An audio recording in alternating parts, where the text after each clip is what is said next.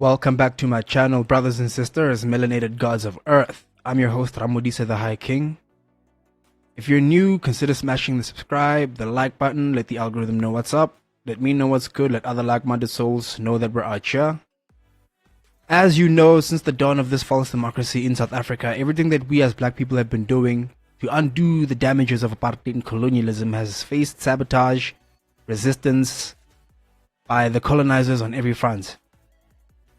In this case, one of the white supremacist organizations known as the Democratic Alliance, an offshoot of something known as the National Party, which was the apartheid political party back in the day, John Steenhuisen on DA's march against the Employment Equity Amendment Act. So between resisting us redistributing the land since dispossession and doing everything that we can with black economic empowerment to really take resources from the minority who have monopolized it all back into the native black majority, now the market sector, the job sector, they resist, wanting to provide opportunities for themselves since the dawn of apartheid and colonialism. So for the past 400 years, they've been holding the jobs sector, iron grip on the economy, and they resist. So we're about to check out this clip. Further evidence that all things black are under attack. Like in my previous video from yesterday, if you hadn't checked that out, you go over there. Black history under attack. Outrage. UK university plans to cut African history. Now they resist here in South Africa the Employment Equity Act. Let us check it out. Right now, the Democratic Alliance marched to Parliament against Employment Equity Amendment Act, which it refers to as the ANC's racial quotas. The official opposition says it wants to put a stop to what it calls a growing racialization of opportunities and resources in the hands of the ANC government. The act You would think the past 400 years of monopolizing resources by white supremacy would require something equally as profound to undo, but no, when we have to strictly take our resources back by force, because they've proven that the only way we can take it back is by force. They wouldn't give it up willingly. They're too greedy. This is greed. Requires companies with more than 50 employees to submit employment equity plans specifying how they will achieve the targets. President Cyril Ramaphosa signed the bill into law in April. SABC News reporter Lula Mamakia has more.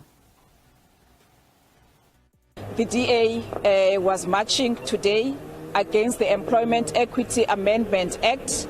The march started in the CBD, Cape Town, and went to the gates of Parliament.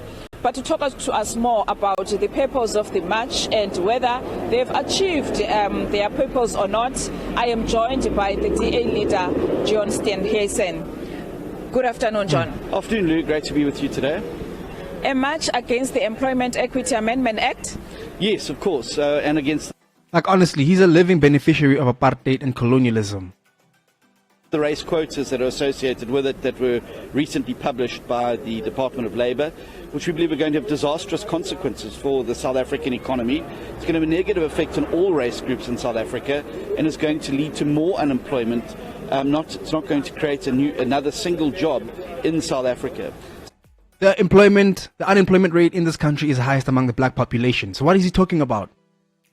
When we have to force our colonial corporations to employ black people, that's what they've brought us to. That's what this is. They have given us no choice. And now here they are showing who they are not sorry about colonialism. They're not sorry about apartheid. They're not sorry about dispossession. They're not sorry about exclusion. They are colonizers in our country and they are refusing to share what they have stolen or give it up willingly. So we believe we have to avoid this. Is why we're in court over this particular act. We're challenging the constitutionality of it. But today's march was to bring public attention to it and to highlight the iniquities that would result and the bizarre anomalies that would result if these race quotas were indeed applied. Bizarre anomalies as in what was once easily just given to white people by white privilege and the beneficiary of apartheid systems will now have to be earned fairly, and they don't want that because that's not how white privilege works. White privilege means white supremacy has created a system where you as a white person won't have to do much but stay absolutely mediocre and you will just get everything. Have you submitted the papers? Yes, the papers are already in court to challenge this. We're waiting, obviously, now the court date for it and the like. But And this man wants to be president of this country. we will continue to drive every possible angle to shut down this Race Quota Act and avert the terrible consequences that will result if it is applied. This is a civil war, economic civil war between black and white. That's what this is. Since apartheid ended, we knew, or they knew, that they were not going to give up the economy. So they knew that they had to do everything in their power to resist. And we were foolish enough to chase the Rainbow Nation, thinking whether they were going to give up the economy and share fairly. But no. Look where we are now. 30 years deep, look where we are. From the DA's position, what would be an ideal situation to address the imbalances of the past and also to make sure that there's equity at employment places? So what you're doing... An honest and straight question. Listen to how the beneficiary of apartheid answers such a question. I don't even know what he's about to say, but I can bet you now it's white privilege. Also to make sure that situation to address... From the DA's position, what would be an ideal situation to address the imbalances of the past and also to make sure that there's equity at employment places? So what you're doing here is you're layering race-based policies over the ill effects of previous race-based policies. We've seen the system before, the job reservation in certain provinces, and we're carrying the burden of that still today. You deal with it by addressing the right side of the equation. So if you look at our economic justice policy, which focuses on how you could genuinely empower South Africans at disadvantage by focusing on poverty, you'd automatically cut out the people who are very wealthy and are already empowered, and you'd obviously create more opportunities for the 30,000 South Africans who live below the poverty line. It's how the NSFAS system works, it's how the SASSA grant system works. It doesn't take into account race, it looks at who needs it the most. Then you'll be able to cut out the fat cats who keep benefiting. But also, by focusing on the right side of the equation, government spent the last 25 years trying to create an equality of outcome, when what they should have been doing... Basically, he's saying that we cannot use the same systems that white supremacy used or what apartheid used to empower the blacks, because if we as black people have to strictly do things for black people because we know that strictly black people were excluded, he's saying that it's equal. And that's not what we should do. So you saw in the movie Black Panther, Killmonger was killed for trying to do strictly that. For saying, look, black people have suffered strictly and directly, and they need to be focused upon with our resources as Wakanda. And then they gave us T'Challa, who thought that the whole world was Steve Rogers. He skipped all of Africa and went straight to giving the Wakanda's resources to the UN. That didn't empower Africa. It didn't empower Africans in the diaspora. So when we are here maintaining this illusion that if after 400 years of white supremacist methods of reserving the resources for the colonizers, and we challenge that with a direct and focused effort on black people. Here we are now, Rainbow Nation. Black people went strictly from exclusion to no, you have to chase after everything equally. There's no such thing. You have to focus on those of us who were strictly excluded for centuries. Was creating an equality of opportunity. If every child in the school, regardless... So everything in this country must change, must stay the same. Nothing much must change. And the only blacks who will be empowered are those who demonstrate to white supremacy that they won't change the system. They won't focus directly on black people's needs. Just give the illusion of it all. So the colour gets a quality education. If every home has an access to a decent house and public transport, a good healthcare system, good education, good university opportunities, then you're able to ensure a greater equality, and you're not trying to manage the outcome.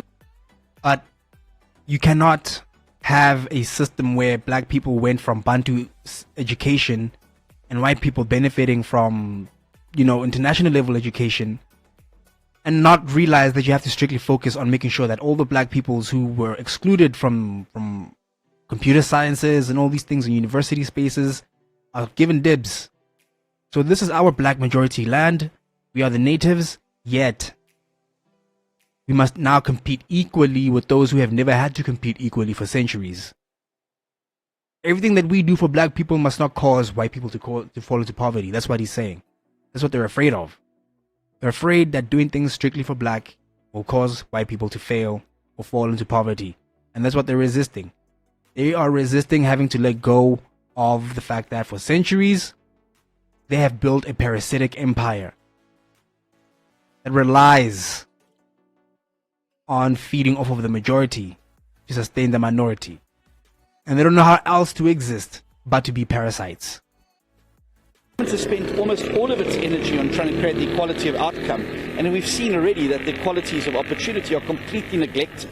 People living in poverty, people living without proper health care and sanitation, crumbling schools where 82% of grade 4 learners cannot read for meaning. And in other words, that's lack of investment on their part. They spend all their money taking their kids to private schools and complaining that South Africa isn't good enough, ANC isn't doing enough. Where have they been in 30 years? They haven't done squat.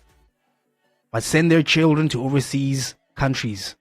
Now I have to look at a video where a white boy living in America is a beneficiary of a mining company here in South Africa, while the blacks who are here in South Africa are struggling. That is insanity. And that must and will change. If by equity and by law, so be it. And it's that that's driving inequality, and that's also why, despite 25 years of the ANC's race-based policies, black unemployment has risen. Black households are 10 to 15% poorer than they were 15 years ago, and inequality has widened, it hasn't narrowed. In other words, white have gotten richer. When he says inequality has widened. 15 years ago, and inequality has widened, it hasn't narrowed. So clearly you judge policies on their outcomes, not on their noble intentions.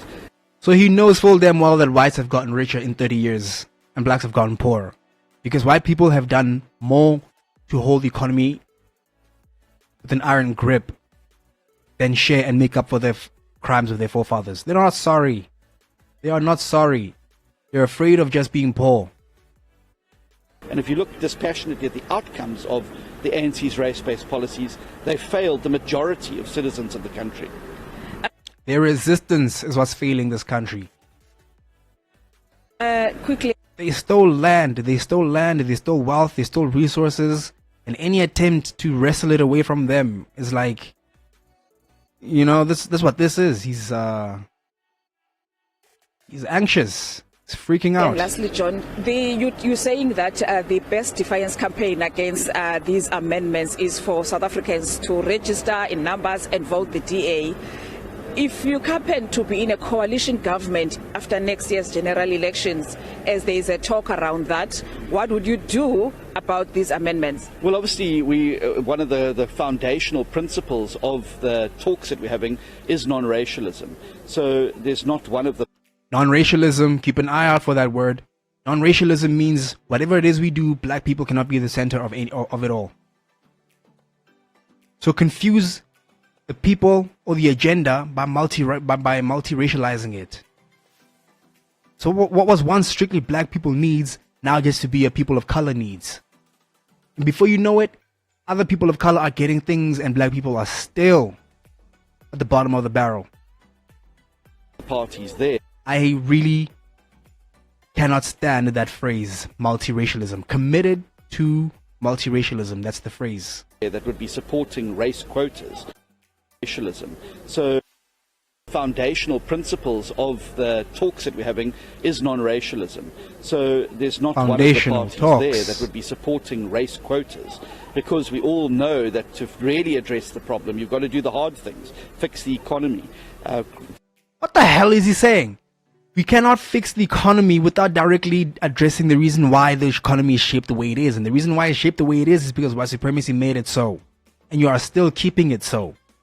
So non-racialism means whatever it is we do cannot strictly focus on black people. Fix the electricity crisis. Make sure that we're an attractive investment destination. That's how you grow an economy. So I don't think this is... You grow an economy by empowering those with the skill sets and those with the manpower and the body power out there to get the job done, which is the black majority who are unemployed. It's going to be an issue in the pact at all. I think that the majority of the parties in the pact believe in non-racialism, as our constitution sets out very clearly as well. A mistake if that's the case. We should have analyzed how ruthless the system of apartheid was and how intense we as black people in the post-apartheid society are going to have to be to undo the damage. This means that we have been gentle this entire time. Thank you very much for your time. That was the DA leader, John Steenhuisen. With that, back to you for your time. And he wants to be president of this country. Constitution set. John Steenhuisen, Lords have mercy. Brothers and sisters, emancipating ourselves in the neo-colonial system is going to be nothing short of an act of war. Civil war on the economic front. International powers who are invested in maintaining a poor, black, cheap labor force. And the best creme de la creme elements of our economy in the hands of our colonizers. And they will resist, and they have been resisting. And we must just understand that there's only one way for us to solve the black unemployment rate in this country, and that's to strictly focus on black people. Like Killmonger said in the movie, our resources for our country must benefit the natives first. Everybody else, it's a cost. This is the cost of white supremacy and apartheid and colonialism. So I'm sorry to the white peoples who are going to be plunged into poverty as we try to emancipate ourselves, but that's what it means to be a parasite. So you need to wrestle with your nature as we raise ourselves by our bootstraps with the resources and mineral wealth that we have been blessed with. Let me know what you think in the comments below, family. Stay royal, and I'll see you in the next video. Peace.